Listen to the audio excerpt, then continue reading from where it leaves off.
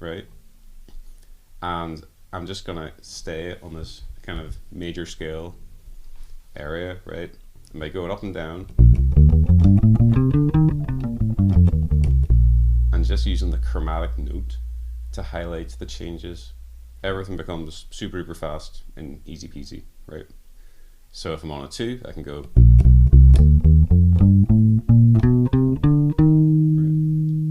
Right. If I'm on a 5, I can do this.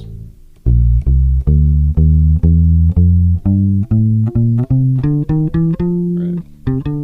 And I have the option of playing this note, right?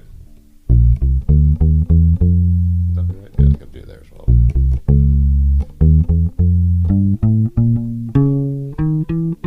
Right, you can throw it in.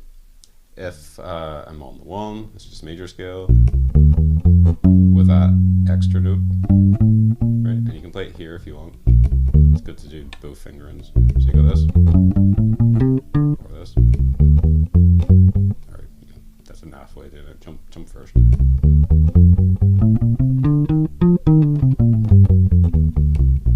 Right.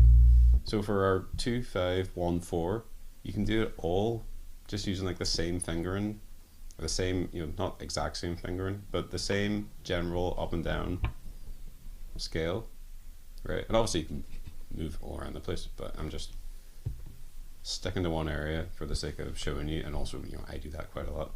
And then you can just add the chromatic note, and the chromatic note highlights the changes because it's a note. This is the important thing. This is the big takeaway from the whole lot.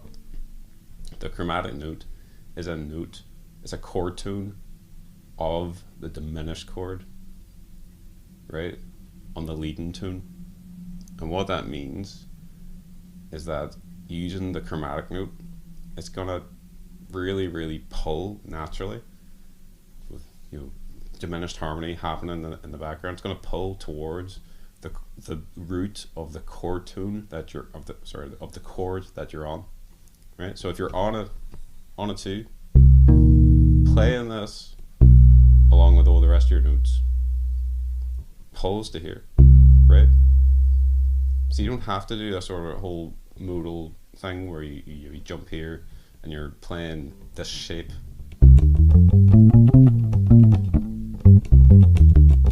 Right? Because by doing that you end up playing the roots too much, or I did anyway. Now I can just stay in my sort of idea that I'm playing, or whatever it is. If this is the 2, I'm going to be playing that note.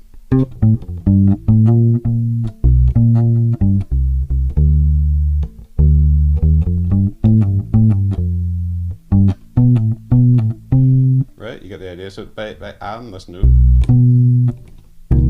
over that chord, you're highlighting the changes. You don't have to do a whole different fingering. On the 5, same thing.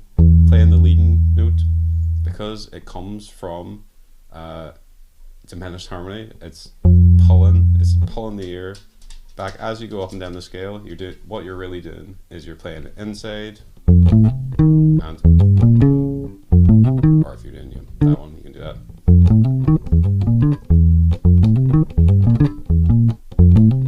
Jeez, messing up. So you get the idea. And same for the 1 chord. Here's our nice inside, sort of very kind of pentatonic 1. Right? And we're going to form a diminished chord by playing the full scale. And in particular, right, so this is just the major scale really. But adding this in means that all of a sudden now you've activated diminished harmonies on your side, and this chord tone of a diminished chord from the leading note means that you're just very, very, in a very sort of romantic, almost kind of classical sounding way, you're telling everyone where the chord is that you're playing, even though you're flying around somewhere else in the middle, right? So anyway, I've been talking for ages, I've been blabbing for ages, but yeah, try it out. You got, you know, major scale shape, and maybe in the next video I'll do the minor 2/5 because I'm running out of time. But for the minor 2/5, it's the same kind of thing. You've got your 8-note scales that are built off this diminished harmony, and it makes everything sound just better, in my opinion, and easier. better and easier. So like, why not do it? You know? So yeah, if I have a 2-5-1, and I say 2-5-1-4, right? All I have to do is go.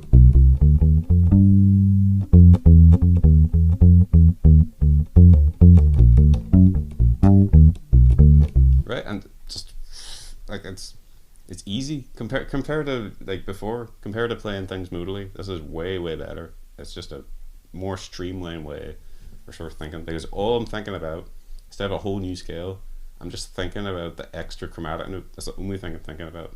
I know the major scale, I know the key I'm in, right? And so for the 2, I was just thinking about that. That's the chord, that's the extra note. For the 5, that's the extra note. Sorry, that's the chord, that's the extra note. For the 1, that's the chord, that's the extra note I'm thinking I'm gonna hit. That's the 4, thinking about that one again, could do that. Yeah, try it out. It's sort of just like a target note thing. It's a whole different way of thinking. Anyway, I've been talking in circles about it for a bit, but check it out. I hope this helps someone. Yeah, thank you very much.